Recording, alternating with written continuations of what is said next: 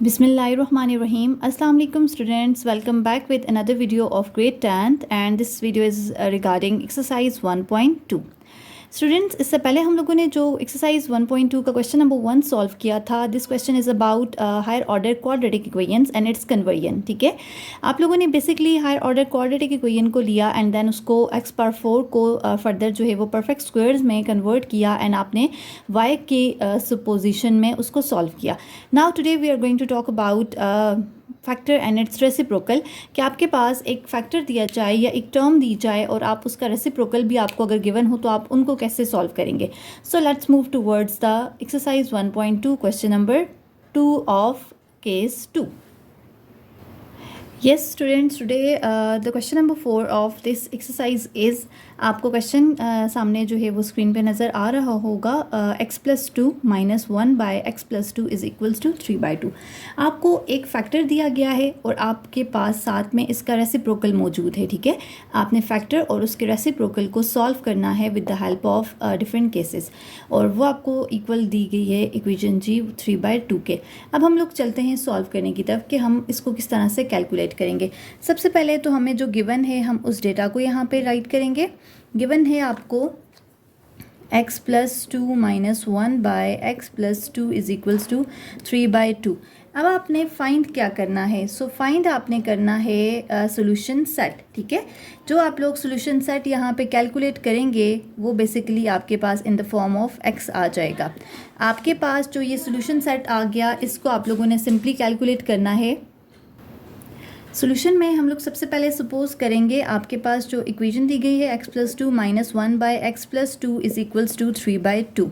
अब आपने सबसे पहला काम ये करना है, यहाँ पे आपने लेट करना है जो आपके पास x+2 ये जो फर्स्ट फैक्टर आपको गिवन है आपने इसको लेट करना है y के इक्वल. y के इक्वल आपने ले लिया. उसके बाद हम लोगों ने क्या काम करना है, जो आपके पास अब जहाँ जहाँ पे इक्वेशन में इस वाली इक्वेशन में इसको आप बल्कि नाम दे दें इक्वेशन नंबर 1 का. ठीक है, अब आपके पास जहाँ जहाँ पे इक्वेशन नंबर 1 में x+2 यूज़ हुआ हुआ है आपने जस्ट वहाँ पे y को पुट कर देना है. ठीक है, जैसे अगर हम लोग यहाँ पे इक्वेशन 1 में देखें तो आपके पास x+2 पहली टर्म है तो उसकी जगह पे मैंने y लिख लिया, -1/x+2 था तो उसकी जगह पे भी आपने y के साथ उसको रिप्लेस कर दिया एंड देन वो इक्वल है आपके पास जी 3/2 के. अब यहाँ तक तो ये आपके पास एक इक्वेशन बन गई. नाउ अब आप लोगों ने इस इक्वेशन का एलसीएम लेना है. ठीक है, y आपके पास यहाँ पे डिनोमिनेटर में है और 2 भी आपके पास यहाँ पे डिनोमिनेटर में है तो 2 और y दोनों का आप लोग एलसीएम ले लें. तो एलसीएम लेने के बाद आपके पास जब हम मल्टीप्लाई करेंगे दोनों को, multiplying 2y on both sides. ठीक है, जब आप इनको दोनों साइड्स पे मल्टीप्लाई करेंगे तो आपके पास जो फाइनल इक्वेशन इस फॉर्म में आ जाएगी.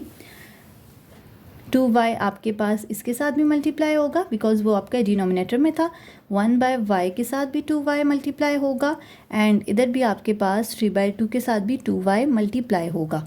ये y और y कैंसिल, यहाँ से 2 और 2 कैंसिल. आपके पास जो फाइनल इक्वेशन बनेगी वो है जी 2y² - 2 1s are 2 is equals to 3y. अब आपने इसको in the form of quadratic convert करना है तो आपके पास ये जो 3y राइट हैंड साइड पे शिफ्ट हुआ हुआ है आप इसको भी लेफ्ट हैंड साइड पे ले आएँ.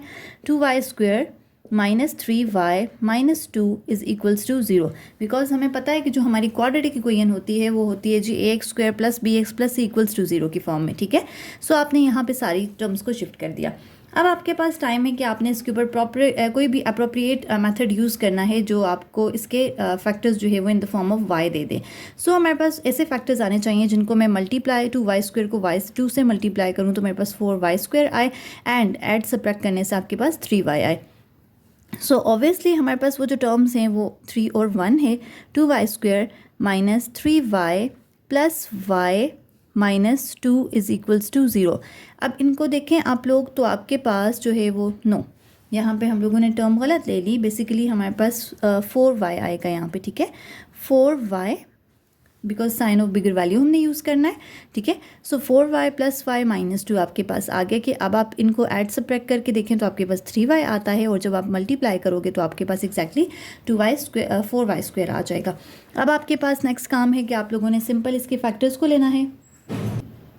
अब आपने फैक्टर्स को यहाँ से कॉमन लिया तो आपके पास फैक्टर्स कॉमन आ जाएंगे जी 2y, यहाँ पे आपके पास y कॉमन आ गया, माइनस 2 टाइम 2 इज़ 4, ठीक है, आपके पास ये कॉमन आ गया, प्लस 1 को हम कॉमन लेंगे तो हमारे पास फैक्टर आ जाएगा y minus 2 is equals to 0। अब आपका एक फैक्टर बन गया जी 2y प्लस 1 एंड दूसरा आपके पास ये दोनों कॉमन आ रहे हैं तो आप इसको जस्ट 1 टाइम राइट करेंगे, ये y माइनस 2 आ जाएगा।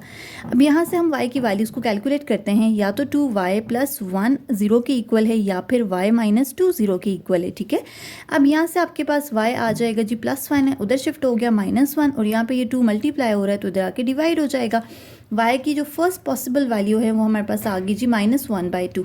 सेकेंडली आपके पास y इक्वल्स टू -2 है तो आपके पास जब y माइनस 2 इक्वल्स टू 0 है तो जब वो उधर शिफ्ट होगा तो y आपको मिल जाएगा 2, ठीक है। अभी ये तो आपके पास जो पॉसिबल वैल्यूज़ आई हैं ये तो y की आई हैं, बस हमारा क्वेश्चन जो है वो इन द फॉर्म ऑफ x हमें गिवन है तो हमारे सोल्यूशन सेट्स भी जो है वो इन द फॉर्म ऑफ x ही आएंगे, ठीक है।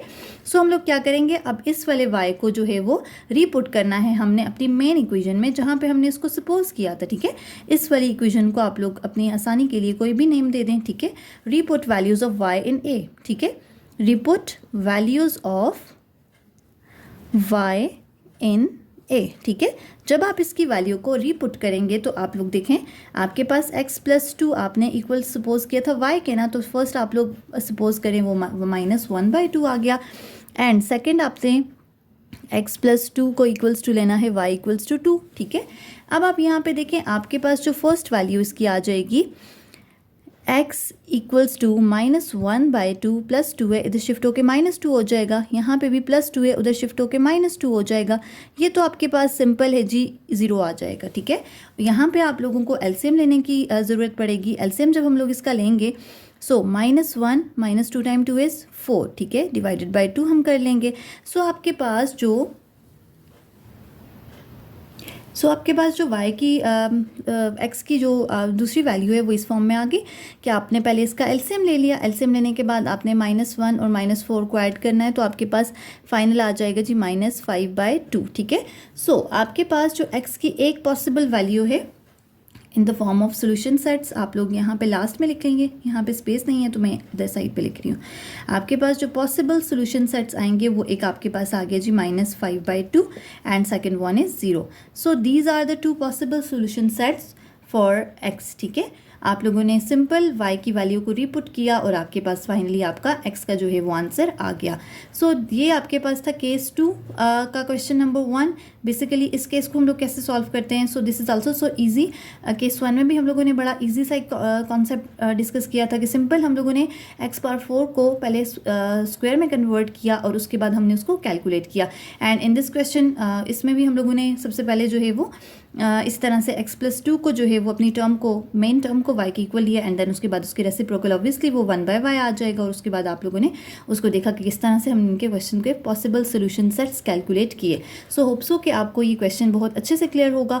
अगर फिर भी किसी को कोई भी इशू है इस क्वेश्चन के रिगार्डिंग या इस केस के रिगार्डिंग तो आप लोग कमेंट सेक्शन में लाजमी कमेंट करके मुझसे अपनी क्यूरीज जो है वो डिस्कस कर सकते हैं। सो मूव टू वर्ड्स और क्वेश्चन नंबर 3।